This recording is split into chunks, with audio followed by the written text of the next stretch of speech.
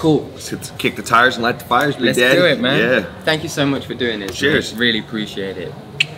Cheers, dude. So, I mean, pretty cool setting, right?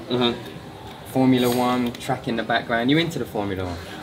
Not particularly, but I'm into racing, so it's Yeah. not like I watch it, but like I'm definitely like I'm into racing. I came from my grandfather was a big motorcycle racer, so I got like the 22 tattooed on my chest and stuff. So cool. yeah, so I like racing. We raced outlaw cars and stuff, like the mini sprints with the big fins on top and stuff. So we did a lot of that stuff growing up. So how's your experience at Fight Island? Is this your first time?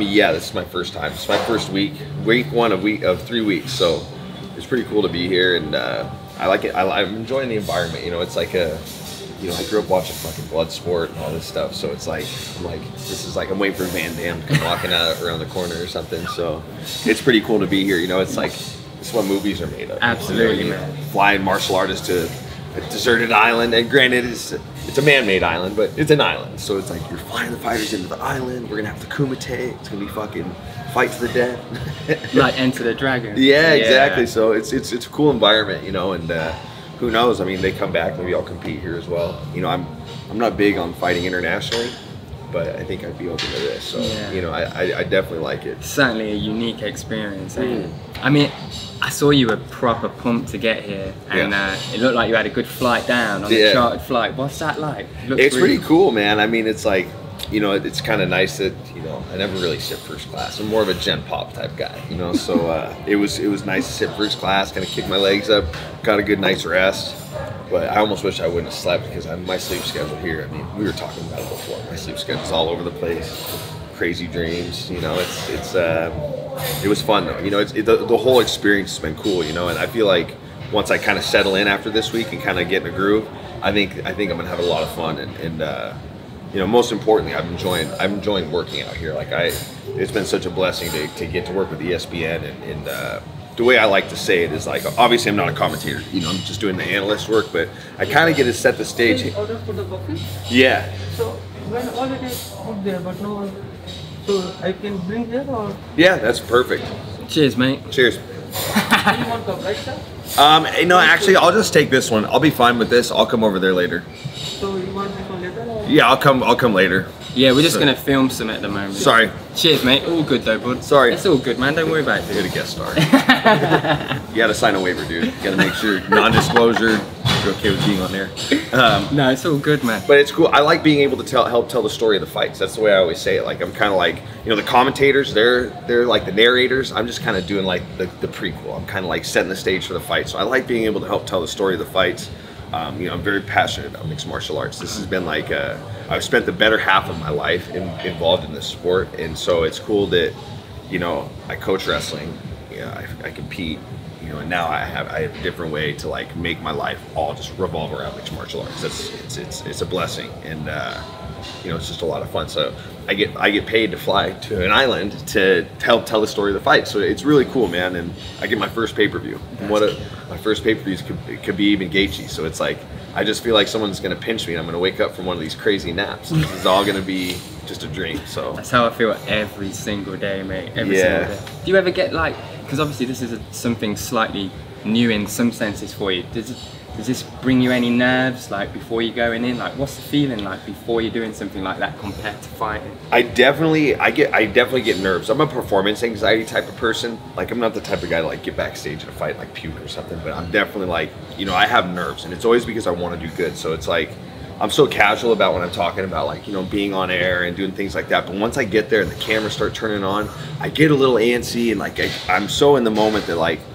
I can mess up one little thing that I say, and you know, everybody does. It's just kind of like it's common ground. But it's as I'm talking, I'll catch myself messing something up, and it's almost like I'm fighting when it's like, you know, I'm like, oh, I need to slip this punch. Ooh, it kind of got me. I kind of got hit. You know, so it's like I kind of catch myself making mistakes sometimes, but they're mistakes that probably nobody else would ever hear or see. So you know, there's definitely a certain level of performance anxiety for sure. Yeah, for sure. And like speaking, like just public speaking as well. And obviously as a fighter, you get that moment, don't you, at the end of your fight to speak to the camera, in front of like thousands of people. Does that slightly help when you're doing things like this? It does. You know, and one thing on that note is That's one thing that I always help with when it comes to manifesting the results I want in a fight. Is I'm always thinking about, like, I always have an opponent in mind. Sometimes I always have a thing I want to say, and I kind of use that as part of my, because I'm a guy that, like, I think of the worst case scenario. Like, they're always like, you know, your positive mind creates positive results. Like, before a fight, I'm like, I'm gonna get bludgeoned, I'm gonna get my head smashed in, I'm gonna get fucked up. You know, I think of the worst things.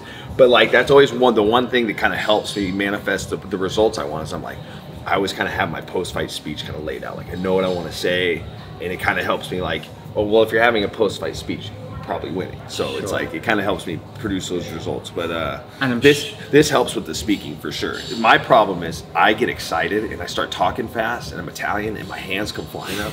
So I'm like, no, man, the camera, I'm like flinging my hands, like, oh, he's got to move some punch, he's got to roll. You know, I'm like, I start getting like way ahead of myself, and people are like, slow down. It's just. I like that, man. I like animation in people, and that type of exuberance out of a character. It's cool to see, man. Yeah, it's cool. I can't help fighting excites me. So when I talk about it, I just, like, something comes out of me. You know what I mean? I don't have that cool, calm demeanor like Dan. Like, Dan can talk about fighting, and he's just like, he punctuates things well. He speaks clearly. Like, if I had his level of intellect with the amount of speed I talk with, I would just lose people. I would just be 10 sheets to the wind. You'd be like, I don't know what you're saying. You're talking way too fast for me. So, but yeah, it definitely helps with the public speaking and helps me articulate my words better. Sometimes I kind of blend things, a little slur here and there. You know, a little too much speed. So it helps. It's something I'm trying to learn as well. So yeah, it's interesting to hear that, man. So I was going to speak to you because I think it was UFC 239, James Santos, and me and Dan bumped into you after the fight at check-in, and we ended up talking about ayahuasca. And Dan obviously told you his story. Oh, getting me chills talking. It's crazy. What did you think to that? It's something I'm very interested in, obviously, and I said that to you guys. I'm not shy about it. You know, I'm an open book. You know what I mean? And it's something that, you know, I kind of had a rough childhood, and it's something that I feel like it could open up some doors and start to make some sense of some things. I just don't know if I want to do it while I'm competing. I feel like it's something like, I don't know if it's going to bring out something that could take away my edge. You know what I mean? So I think it's something like, I think the hardest thing about this sport is not getting into it, it's the exit. And when I say the exit, it's like, I'm going to be involved with this for the rest of my life, but competition makes up the bulk of it. And I think that when I'm done competing, I think it'll help me maybe put some demons to rest. You know what I mean? Like, I fight for passion. You know, I'm very passionate about this sport, but I can definitely say that, like, my path to get here really involved me, like, I wanted to be somebody that I really wasn't. You know, I was not a fighter. I was not a tough kid. I kind of had it rough growing up. I had it really rough growing up.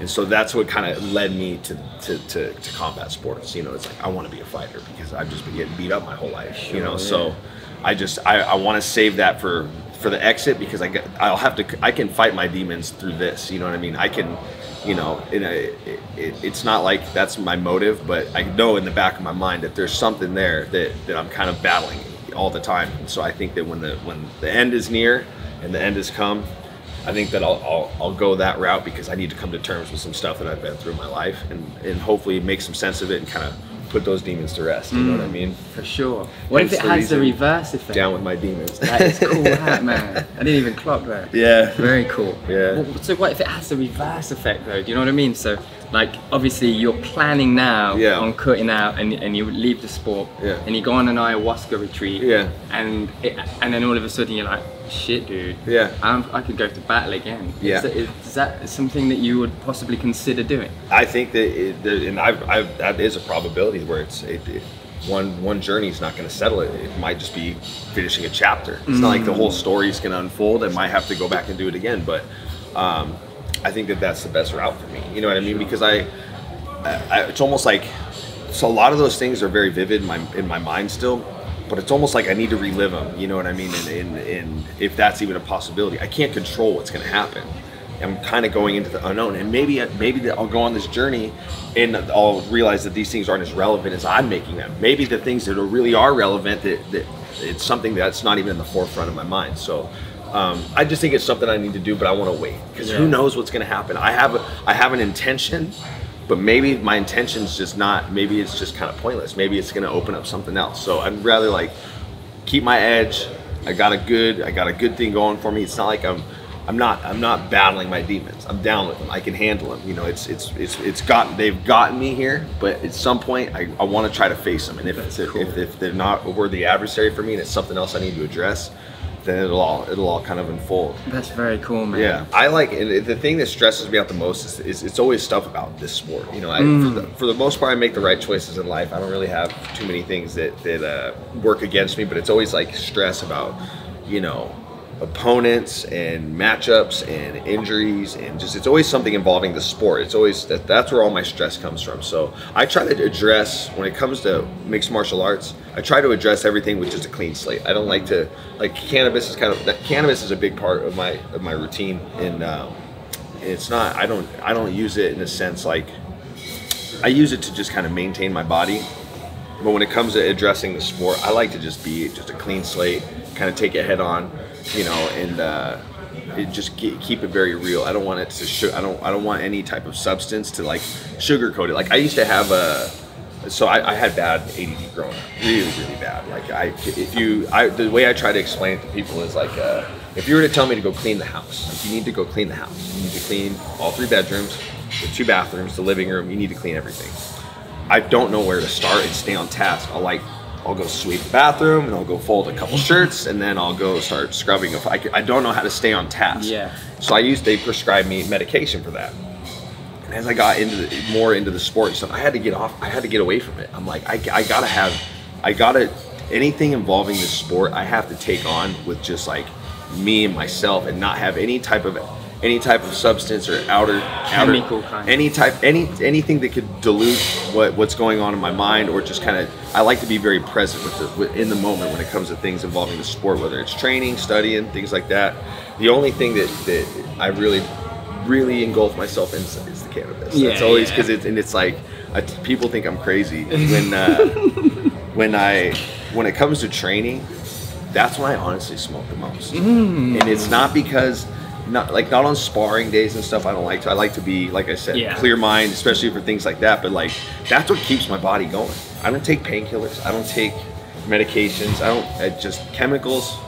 No. But what heals my body, what heals my mind, cannabis. Same, brother. That's in a league of its own, you know, and it's a big part of the culture where I live too. So yeah, you're very lucky to have that as part of the culture, man. Yeah. God damn. So, have you ever thought about, like, came to me just now, but have you ever thought about like competing in high rollers? I would love to. Yeah, I see what it's all about, and I am 100% down with that. I think it's funny. A kid I coached, and I won't say his name, but this kid I coached went into the service, and he got high. He was like an Army Ranger. He got high up in the Army, and he saw some stuff, you know, and you know, he kind of would tell me about some of the things he endured, and he's very cold about it. He could talk about it with a certain level of just calmness and steadiness that almost freaks you out when he's telling you the stuff he's done and he's seen. But the one thing he struggled with is he lost a close friend of his that he kind of like went through boot camp with, and they were there and lost him. And he actually used psilocybin as a form of medicine, and it kind of helped him cope with his PTSD from that specific moment. And and this is something that's way out of my realm of being comfortable, is there's actually a ketamine clinic where I live in Spokane, and I know of a person, not somebody I know personally, but I know there's this lady that lives in my city, and she lost her husband in a tragic accident, and she actually used the ketamine clinic as a means to like clinically get herself through the mourning of the loss of her husband. And it actually worked. Like, you know, I've seen some social media posts where she's just like very enlightened. She's very open about it, and almost like an advocate for it. And I think that there's certain things out there, you know, there's going to be drugs that have no business in society. There's a lot of bad fruit. Really, anything can be, you could take anything and have a problem with it. I mean, fuck you. I used to watch True Life, and there's people who used to huff canned air, for Christ's sake. Yeah. The same air you use to clean your laptop. It's wild. And there's anything in excess can become a problem. But there's a lot of things out there that it can be medicine. There's no, you know, like I said, I got to take care of my body. I'm not really into the ton of experimenting and stuff like that. Like I was saying to you before, if it's from the dirt, it don't hurt. Exactly. Yeah. But there are substances out there that are helping people. I read a study about how they want to use MDMA to help treat people with like autism and stuff, or bad depression and things like that. So when you look at it, it's like, what's the difference between that and like an Advil? Like Advil's made of chemicals. These things are made of chemicals. It's just anything in excess can be bad, and that's usually that's society. Everything is taken in excess. Exactly. Rarely does somebody just have a beer. Exactly. Have 12. So and it comes down to like capitalism as well, doesn't it? Yeah. You know, like making money on that's like the most quintessential part about it. It's not like how do we make this person better. Yeah. It's how do we make money, and how do we then possibly make this person better. Yeah. So yeah, it's a strange one, but yeah, really cool answers, man. Appreciate that. Yeah, for sure. So hopefully I don't get fired. Nah, you won't, man. Yeah. I was actually, dude. Remember Nick Diaz? Yeah. And Gomi? Yeah. I mean, that guy, what? He had like some space cakes before he went out and got a go-go Prata on Gomi and got disqualified. I didn't know that. Yeah. Really? So he got disqualified, so he got a go-go Prata. Oh, yeah, because I know he failed the drug test after, but I didn't know that. So he had like some space cakes before and just went out and just fucked him off. I couldn't imagine, dude. I'm like I was saying before, like, you know, when I'm in a heavy training camp, that's, you know, like the majority of the camp, I smoke pretty heavily, and it's like I don't like edibles. Edibles sometimes I get too stressed out about the fight, but I like cannabis, and that's all for. I like CBDs, I like THCs, you know, I like a good blend. I'm actually kind of knowledgeable about it. I know what strains I like and what work for me. I know what strains don't. It's not like I'm just like, I'm not a recreational user. It's more, it's a clinical thing for me. For sure. Like I said, I don't take my medications anymore. Cannabis does it for me. It's good for me. It helps me get through a lot of things. But when I get to the last leg of training camp, like the last 3 weeks, I stay off of it 100% because I gotta have my mind very in the moment. I gotta be like, I don't want to be. I gotta show up to those last training sessions. Like, I'm not gonna smoke weed before a fight. I'm not gonna take a space cake and go fight somebody because I would fucking lose my mind. But like, I gotta be pure. I gotta, you know, and it's not like I think that it's not. No, weed's not. When I say pure, it's not like I think weed is something that's dirty. But it's like I gotta be how I'm gonna be on fight night. I gotta be in that moment for those last parts of my training camp, and that can be tough because usually the last parts of training camps, that's when I start to feel the aches and pains the most. And but I gotta have my mind clear. I gotta be where I want to be on fight night mentally in between the years. So for sure. Yeah. So I want to like ask you a question about one of your walkouts, right?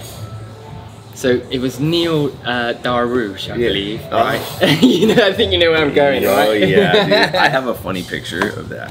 Ask the question. Ask the question, and I'll show you this picture. So basically, I believe as you were about, I mean, tell the story if I mess it up, but I believe as you were called to make your walkout, your stomach told you needed a big poo, right? Oh, dude.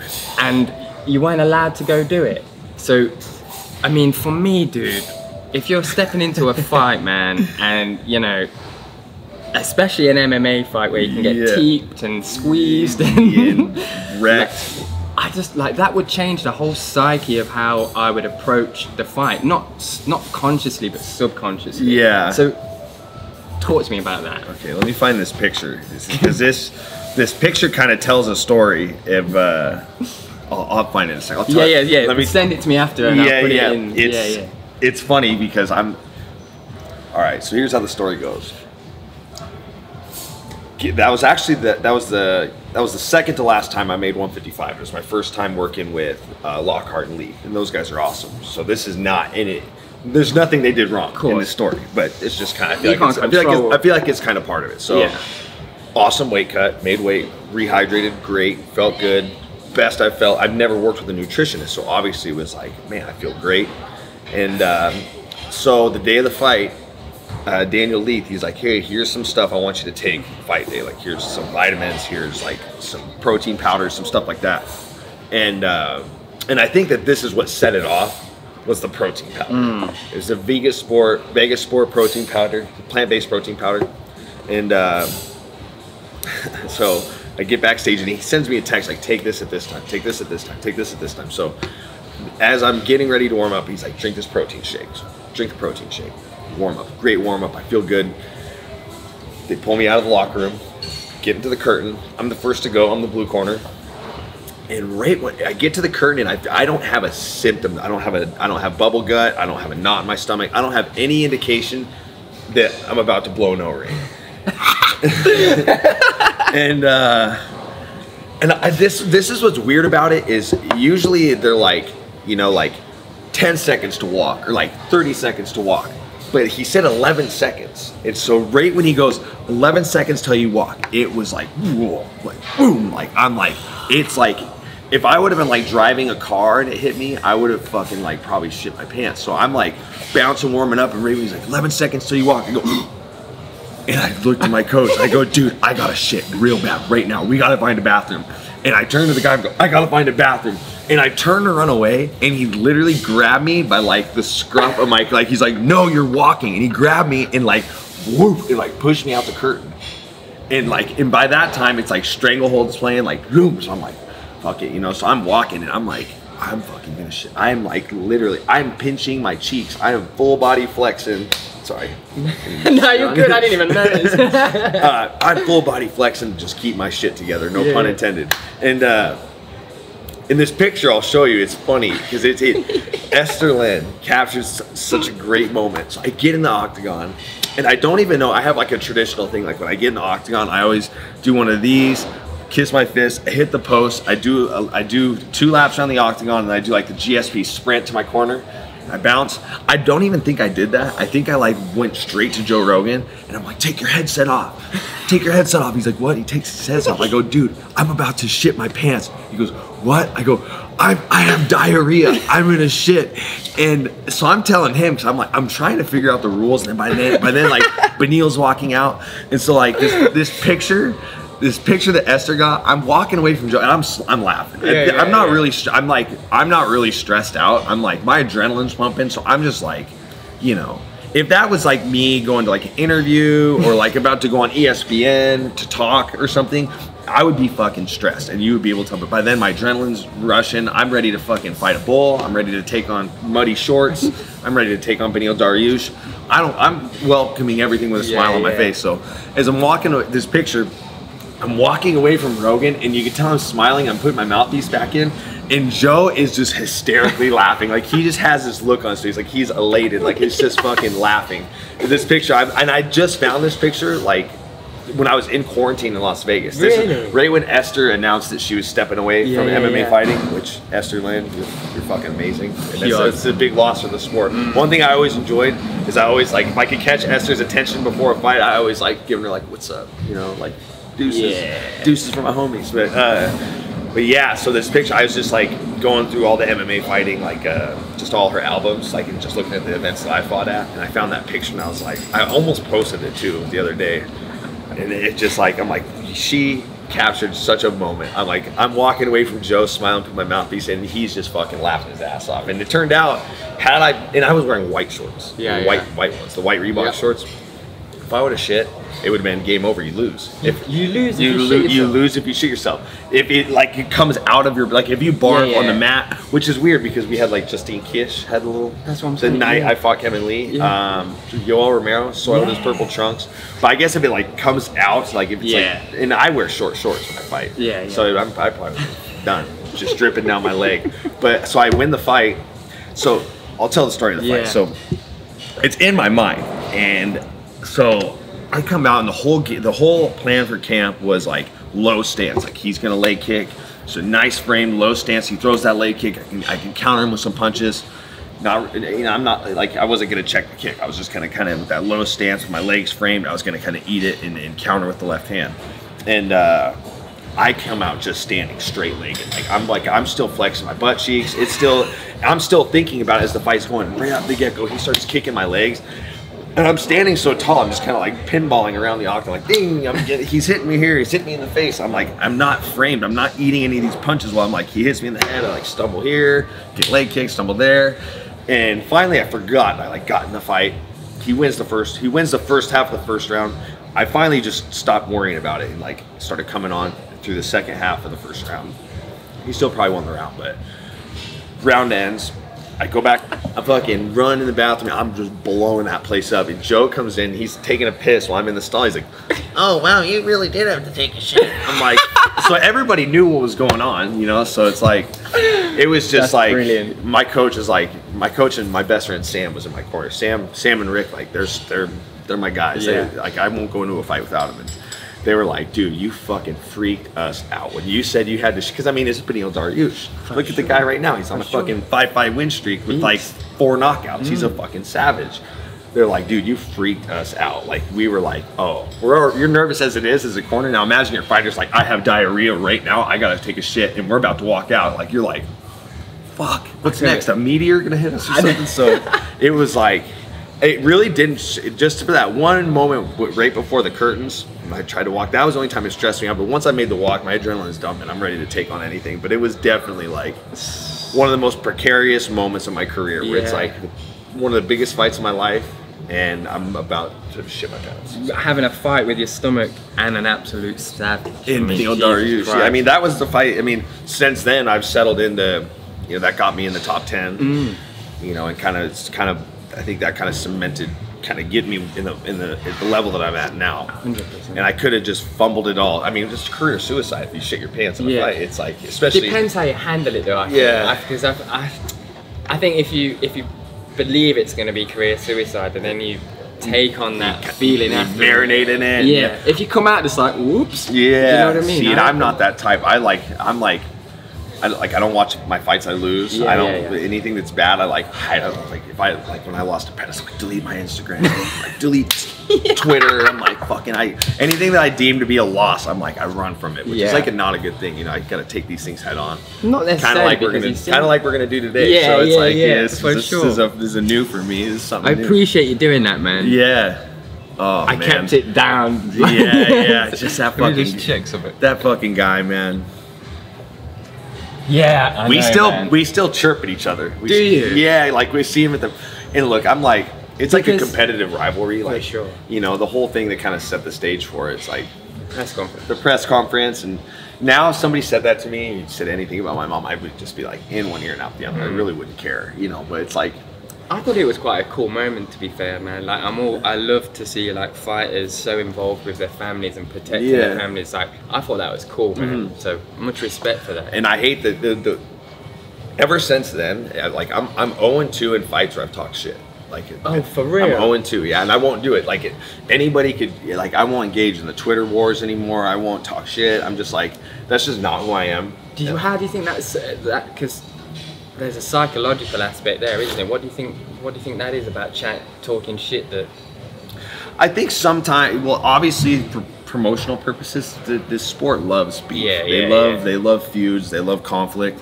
To go with the combat. You know what I mean? It's like.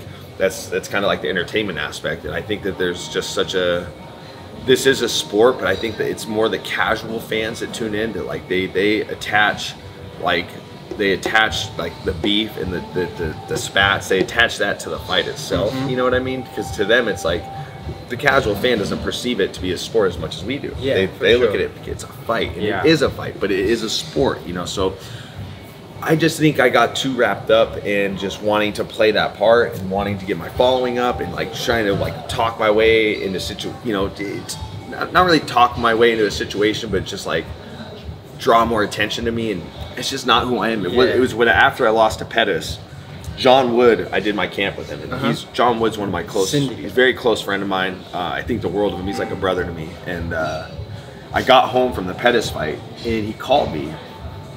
He's like, "Hey, I just want to check on you, see how you're doing." I'm like, "Yeah, I'm fucking," you know, you lose, it's devastating. You have to, when you lose, people don't realize when you lose a fight, you're only as good as your last fight. Yeah, so you are. when you live where I live in a small city, if you win a fight, you're a fucking hero. You know what I mean? And I know that like my core support group, like they're gonna love me whether I win or lose. But like, it's a big difference between walking around Spokane, Washington on a win and walking around Spokane, Washington on a loss. So of course I'm devastated, and he just was like, he's like, "You know, man, like, went back and watched your fight, kind of watched a few interviews that you did, and some interviews I hadn't seen, and he's like, you need to quit being who you are right now, He's like, you literally, these last 2 fights, and I didn't do the camp with him for Kevin. He's like, your last 2 fights you've lost, you have not been yourself. Yeah. And I'm like, well, what do you mean? I'm like, I've trained hard. I'm always dedicated. I'm not like, I'm a guy that's like, you know, I'm diligent with my work year round. So I got defensive at first. Like, it's not like I was like, what do you mean? Yeah, but I'm yeah, like, yeah. internally, as he's saying these things, I'm like, you're wrong. Like, I'm doing the right thing. So he's like, you know, you're not being yourself. You're not doing the right things. I'm like, well, what do you mean? He's like, when I met you, you were a polite, soft-spoken, blue-collar kid. You weren't this asshole that you're trying to, he's like, I know what you're trying to do, and I know why, but he's like, that's just not who you are. He's like, you need to be yourself. You need to go back to just being, you're a blue-collar, well-mannered kid. Like, you don't need to be this guy. It's this is not working for you. He's like, I think that this is working against you. And when I got off the phone with him, I was like, God, you are right. Like, I'm putting way too much stress on myself.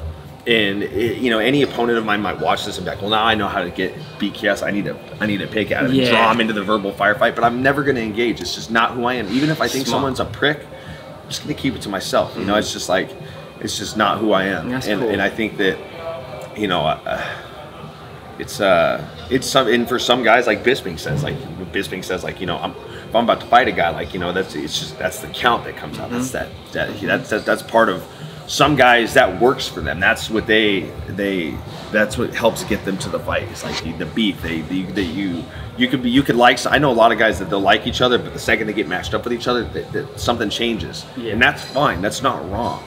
But just for me, it's just not. I'm a competitor. I keep this to be very much a sport as compared to a fight. Yeah. So I think it's just better for me to just be myself and just not try to be someone I'm not, you know. And I think that's the same for everybody. Yeah. I think like if you do end up doing that, eventually, I guess you will always get exposed either by yourself, mainly by yourself. To be fair, and that's like part of the reason why I wanted the Covington fight so bad. And it's not because not only is he one of the toughest matchups for me, but the verbal onslaught, like I want to. That's the ultimate. Zenith. That's the most ultimate test for me. Not only do I have to fight this guy, but I gotta fight the persona that comes with it. He lays it on thick on his opponents, and I think that gets to him. And that's why I wanted that fight. The people are like, well, how are you gonna handle?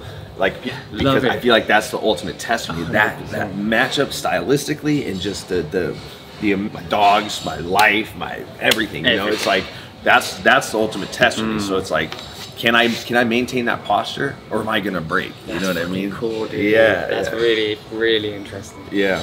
So let's get into this, right? So if you can give me a little bit of a breakdown of what you see, that would be fucking cool. And so what are you like? I want to know what you're thinking in these moments, because I mean, it might be so obvious for someone like you, like what you're thinking right now. But for me, it's not obvious. Like my mind's going a million miles an hour, wondering like the basic things of like, what are you thinking right now, especially in a moment like this, you know? Well, first of all, I had an awesome camp. I was in good shape backstage. One of those moments where you have a good warm up and you're like, you just kind of know, like the stress isn't there's times you'll have a good warm up and the fight doesn't go your way, but all the stars were aligning where I'm like, I'm about to have a breakout performance. And obviously the stakes are running high, you know, the beef is real. We got chippy at weigh-ins. But one thing I will say, when we saw Mario Yamasaki come backstage, and this is no bullshit, when he came backstage, we knew he was our ref. Me, my coach, and State, we all looked at each other and went, yeah, piss poor reffing. Him and his brother, they're both awful. Yeah. You know, but stakes are running high. I'm definitely in the moment. I'm definitely like feeling like, you know, I'm coming off the Beneil Dariush fight. It's my first fight since my back injury, but I'm pumped. You know, I've had a good camp. I had perfect partners. I mean, I felt very much like this was going to be a good night for me. And then you see this fucking nerd, this dork. For me, I would struggle fighting someone like Kevin. Obviously, I'd struggle fighting fucking anyone. But you know what I mean? Like that specific kind of character. Yeah. Like, I would find very hard to keep myself composed. Yeah. He's just got a face you just want to punch. And this is, in anything I'm saying to you now, we chip at each other all the time. it's a very good, it's a healthy competitive rivalry now. It's like That's I cool. kind of embrace it, you know. That's cool. Does he embrace it as well? Oh yeah, I mean we talk. I mean if we make people uncomfortable at the PI, we'll be like, do you? Oh, we'll be, and it's like I'll see him and I'll be like, you know, he's battling a few injuries, so I'll be like, you know, how's the knee, how's this, how's that. But then we'll get to talking. He'll be like, you know, well, I'm coming back, man. What do you think? Main event in Las Vegas? I'm like, yeah, if you want to get your ass beat, you know. So it's not like it's a beef. Banter. And I know that if we were to match up again, he's a chirpy guy. He likes to talk shit. He'd probably go about that, but like I said, I'm gonna stay my course, you know. That's cool. And of course, you know, the best weapon Kevin has, he's got a really, really good left kick. He's got that left high kick, the one that he caught Gregor with. So that was a big emphasis of the camp. So, you know, obviously fighting a righty, I'm going to be circling to the right, being a southpaw. So, you know, I had to keep a high guard. He throws one. I know that I block it. I remember that. He sets it up. You know, he's going low. He wants to go high. Yeah. I think you catch him quite nicely. Yeah. This is what bugs me. I know better than this. I don't know why I clung onto his head. I kind of like go for this power underhook thing. And I don't really know why I did that. It's not really something. If you could go back to that, what would have you done different? I would have tried to pummel it, my arm in. See, this is a moment like if you get picked up like this, are you anticipating the slam? Yeah, and Always. I remember in this moment for sure. So going back, I remember throwing the fake to get outside the lead foot through the left hand. He drops, and then I remember this. That when he lifted me up, I was like, "What am I doing?" Like I'm like, "This is not right. I should be like." I'm like trying to like hold onto his head, like it's almost like I'm trying to like get him to DDT himself or something. But I just remember when he lifted me, I'm like, what are you doing? Like I shouldn't even be here right now. So yeah, I was definitely like, I got up there and was like, what am I doing? I just kind of got to stick. It's not like you can lift up in the air and start untangling yourself. Sure. You're about to get slammed. So yeah. So are you just trying to like get as far back behind him? I think that I was wanting to use that. Like create a power underhook to kind of break his lock, and that's something that like there is a right way to do it. But my legs weren't spread enough. I was kind of square to the fence. My legs are too close. I think his arms are pretty much clasped. What I should have done is just try to pummel for a real underhook instead of trying to go power here and like peel him off of me. Not smart. Some basic wrestling. I know this camp we worked a lot on triangles and stuff. That's kind of like I did a lot of my camp in Michigan with a guy named James Gray, and he's got a brilliant triangle system. And the setups were nice. I mean, they're there. He kind of pummels his way back in, and we kind of knew with Kevin, it's like you got to get out of the first round with him. He just comes out so strong. He's a guy that, you know, a 5-round fight. We were. You know, I like to finish fights, but we were really anticipating like taking this thing into as deep of waters as we possibly can, and really testing his muscle in terms of his conditioning. You know, and he at this time, you know, he had the brilliant Robert Follis in his corner. May he rest in peace. I think the world of Robert Follis. You know, in a sense, as weird as it is, I kind of think the world of Kevin Lee too. You gotta have. I don't deem this to be a true loss, but at the end of the day, we did fight, and he did get his hand raised, and you gotta respect somebody. 100%. That's really cool of you. Yeah. That's like mental. Would you say that's like a mental growth that you've like adapted into? Would have you always felt like that? I think it's a coming of age type thing. Cool. It's and look at him grabbing inside my glove. Yeah. Cheating fucker. Kevin. Jesus. I'm like watching this like, what are you doing? This would never happen to me now. This would never happen to me. But that's a good thing, I guess, then, isn't it? Yeah. Like, ow. Those look like they hurt. Jesus. Did they hurt? Obviously they hurt. I was just at this point, I just kind of was in a blur. I just kind of like, I really didn't even know. I knew he was on my back. I knew I was getting hit, but I kind of lost myself. I was just like, fighting on instinct. Oh yeah, those are nasty. I went from being, and I remember here, this is when I remember looking up top, seeing the time was kind of short, and I was like, all right, I got this. Now that I had his back to the fence, I had a much better grasp of what was going on. But there was a time when I'm like rolling around, I'm trying to tripod, and he's hitting me. I'm like, I feel like I'm just like in a tornado. I'm just kind of like swirling around. So I remember when I got up, I sat him to the fence. I think when I looked up, it was like 101. I'm like, all right, I got a minute. I can get through this. You know what I mean? Yeah. And maybe it was that being a little too lackadaisical that kind of got to me, like, especially right here. It's like, what am I fight the hands. I remember fighting the hands. And I think he goes, changes grip, doesn't he? Yep. So what's going on here in your head? I remember I remember him squeezing, and it just didn't feel tight. I just felt like my head was getting pulled up. You know what I mean? I feel like he's just kind of pulling my head up. Look, Mario Yamasaki fucked this up, and there's no way, like, I can be. It's hard to be gracious in defeat when you're robbed of the opportunity to truly lose. If you know what I mean? I do. I want to like go out. That's like what I told Kevin, and so I tell everybody, I want that rematch, and I don't care. I care if he beats me, but I would rather get beat than have someone rob me of the opportunity to truly lose. You know what I mean? Like, I want, you don't want any type of intervention. You want there to be a clear-cut winner and a clear-cut loser. It's one thing if a guy's getting TKO'd and he's not moving and not proving position, and the ref stops and they get up and throw a fix. Yeah, you're not really rocked, but it's a lot different when it comes to submissions. That is my game, and I know when to. I tapped out with 1 second left, for Christ's sakes. I don't have. I know when I'm caught. And this is an instance where I would have tapped if I'm getting, live to fight another day. Sure. I don't need to lose any more brain cells than the ones that he just took from me when he was riding my back and punching me and elbowing me in the head. So that's.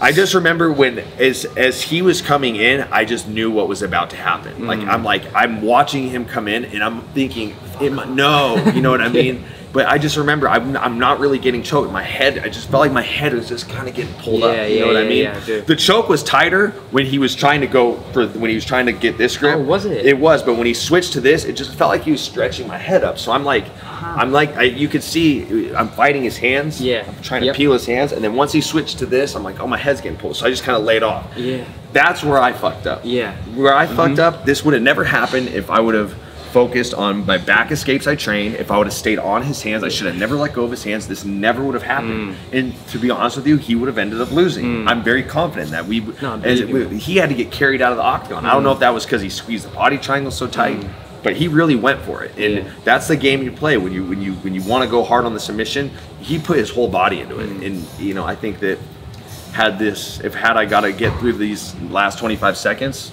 it would have been a different story. That's super cool, man. And even if, let's say, Mario doesn't intervene and he does choke me out, and I don't tap and I go to sleep, then then it is what it is. That's the game we play. So for sure, I just because I was thinking, like,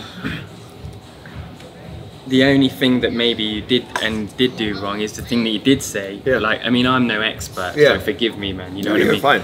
But it was like, for me, it was just the hands, wasn't it? It was the let go of the hands, and then it was a little bit like, oh shit, what's going on? Yeah, and it's like, it felt like I was getting choked when I was fighting his hands. Yeah. And then when he switched to that grip, like I said, just felt like I was getting my neck stretched. Yeah. It's like I'm almost just trying to, like, instead of flex my neck like you always do, like you're getting choked, you're like tightening up. I'm like, I just kind of trying to relax my neck a little bit, but I should have stayed on the hands. Yeah. You know what I mean? It felt more like I was just going to get my head pulled off my shoulders and I was going to get choked. But, at the end of the day, this never would have happened. I had the opportunity to control this situation, and I didn't control it right. I should have never let him get on my back. I should have never entangled myself as I'm getting lifted up. You know what I mean? I pulled him into me. Essentially, I like fighting on the ground, but that doesn't mean I like fighting off my back. Sure. You know what I mean? Sure. I should have, the beginning of the end started for me when he's lifting me up off the ground and I'm body triangling him in the air. Like, that's not smart. Sure. Yeah. So obviously it ends here, and then boom. Instantly. So let's miss all of this because it's obvious to see what happens here. But I want to know what you said to him, if you can even remember. Like, here, what did he say to you, or what did you say to him? I think we were just like, it was just like, it's a respect thing, you know what I mean? It was just more like, hey, you got me, you know what I mean? But we'll run it back. And I think he was like, for sure. But this is when it felt like I was getting choked. Right here, this is when I felt the threat. Like, he's trying to get that hand behind my back, it just felt really tight. And then when he switched to this, I mean, this whole side of my neck is open. I don't feel like I was getting choked. Yeah. It just felt like my neck was just getting Nah, pulled and the up. reaction tells that story instantly anyway, as soon as it's released. I'm surprised I didn't act worse. I'm not a great loser. Yeah, same. I know how to win. I'm not great at losing. Like Shale said it best. That's In order to good. win, you got to know how to lose. Yeah. But and people, some people might perceive that to be a bad thing. Like, oh, you don't want to know how to lose. That's just, you're just opening the door to you can't even conceive the thought of losing. It's like, well, no, you kind of got to know how to lose and lose graciously. Sure. And you know, You can't step in that octagon, man. And like, who was it that said it? It's like, show me a good loser and I'll show you a loser. Yeah, that's true. You know, and the crazy thing too about this fight is, you know, I had a really good camp. You know, kind of going back to what we were talking about earlier, I've never really talked about this. I've always kind of wanted to say, like, sometime down the road, you know, I feel like I have enough of a life story and I have a ways to go to where I want to put pen to paper and kind of tell some of these things I've been through. And at that point in time in my life, I was really struggling. Talking about those demons I was talking about earlier, my childhood and stuff. I was training for Tony Ferguson, and I got my back. I injured my back, and I was out for a while. And I just kind of started making some of those demons kind of started coming up. I started thinking a lot. You know, I have a biological mom that I'm not close with. She's the root of what made my childhood so troubling. And some of those demons kind of started rising, and I was kind of making the wrong choices in life. I was really battling myself before I got booked for this fight, and not doing the things that got me where I'm at here today. Diligently working year round. I was partying a lot. I was just making a lot of the wrong decisions. I was really depressed. It's a vicious cycle. When you are struggling with something internally and you try to dumb it down with a substance, it comes roaring back. When the numbness goes away, it comes roaring back worse. And I started this kind of vicious cycle, and I didn't deserve to win this fight. I don't have any problem saying that. Do I feel like I got fucked out of winning? 100%. That doesn't change the way I feel, but the way I was handling my life, I didn't deserve to win. I really didn't. I didn't deserve to win. I feel like when I look back on this, this was life telling me something. Like, even if you do everything right in life and you're going about the sport and just everything properly, you could still lose. That's just the reality. That doesn't, just because I get my 8 hours of sleep and drink a gallon of water a day and train every day, like, that doesn't guarantee a win. But it gives you the better odds. I was battling my demons in the wrong way, and I didn't deserve to win that fight that night. I really didn't. And then my muddle got tested even more down the road. You know, this fight happens, I spiral even worse. And by the time New Year's hit, 2017, going into 2018, at that time I had just gotten together with my girlfriend, who's now my fiance. I told her, I'm like, hey, I'm taking 6 months. I'm not drinking. I'm not doing anything. I'm ruining my life right now. Like, and obviously I'm piggybacking off of this. You know, it was like things, just the way, you know, these demons start coming up. I'm battling myself in my childhood. This fight happens. I spiral down, the deeper down that rabbit hole. Kevin gets booked against Tony Ferguson for a title fight. I really flew off the deep end. I mean, really just hard on the bottom. You know what I mean? Alcoholism runs in my family. By all means, I'm not alcoholic, but I was really, like I said, I was heavily drinking.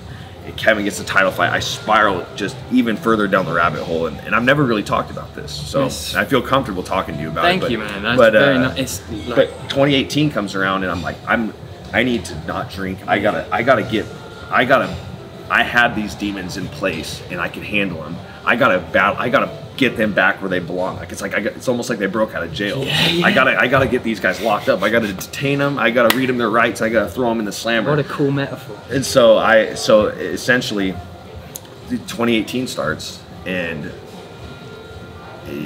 I tell my fiance, I want 6 months off. I don't want to drink. I just need to train. I need to, like, purify myself. I need to purge myself. I need to get these things.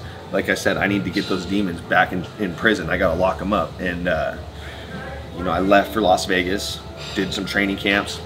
223 happens, the Brooklyn. I don't even want. I can't talk about it. B, I don't want to. what did I want to do when that happened? I'm like, fucking, these things are coming roaring back. I didn't even really think. They're coming roaring back, and this is in the time when I'm like, I need 6 months of sobriety. I gotta get myself in check. That happens. Then I lose to Pettis, and it was like my muddle was so tested, but it got me where I'm at today, and I'm thankful that I went through that moment in my life. And even though I lost money, I lost, I could have fought Tony Ferguson for the title, a fight that I was supposed to be in 2016. But I wouldn't be here if these things didn't happen. And that's the hardest thing about life is you don't really road. You're gonna get off the paved road. You're gonna hit the shoulder. You're gonna get in a few wrecks. You're gonna it's a long hard road to get where you want to be in life. And I wouldn't be sitting here with you. I wouldn't be here on Fight Island. I wouldn't be in this moment if I had not been through these things. And I look back on it, I'm thankful. But going through them, it's really hard. You're not gonna as you're going through these hardships, you're not gonna look at it like, oh, everything's gonna be fine. It's like, no, it sucks going through it, but once you get to the top of that mountain and you can look down and see what you climbed out of, it's like you look back on it as well, man. I'm thankful that I went through these things. Would I want to do it again? No. But I got my life together. It's been a long journey to get here, but I'm thankful for all the bad things that happened. I'm glad I actually sat down, and I've never watched this fight through and through. I've never really talked about what went on before and after. It just all the, I was making life hard on myself. You can't control your life when it's out of your hands. When you're a kid, you can't control it. It's just that's something that I think that I struggled with, and yeah, I'm glad I went through these things to get here now. I'm glad. If I can say that, I'm glad as well for you as well, brother, because it's great to see where you are now. Yeah. You know what I mean? Like, you're one of the coolest people inside and out of the cage. And I've only met you a few times. Yeah. From like being at the PI with Dan, and like just seeing like the character that you are. Like, there's something about you that is just like, I don't know, it captures people like me, and I'm just like, you've got an aura, and I'm just like, this guy's cool, I want to hang out with him. I appreciate that, man. I feel the same. I've never really, my fiance, she's pretty much like, she's one of the only people that kind of knows about this stuff, but I'm like, fuck, but for this, there's so much, this is more than a fight with a guy. This is a fight with, it was me versus Kevin in this whole thing we just watched. So it's like, wow. If we're going to watch this fight, then there's a lot that comes with it, inside and out of it. And do I wish I would have won? 100%. But I look back on that whole situation. Might be going through through those things that if you did win then, you might not be here because you might be now going through that moment. I might think that I might have been like, I got everything under control. Yeah. This is okay what I'm doing now. This depression's okay. This drinking's fine. These shitty decisions. I'm still winning fights. Perfect. It's like, fuck no, that's not how this works. I think that's a little bit how, I'm going to say it anyway, forget. But I think that's a little bit of what McGregor's downfall may have been as well, a little bit. Do you know what I mean? Yeah. I mean, who knows? But yeah, I really, really appreciate you opening up to me like that, man. Meant like this. I feel like we need a hug. Yeah, I need a hug. That was good, man. Thank you so much, dude. Absolutely, man. Really, really appreciate that. Good. That was fucking killer, bro. Yeah.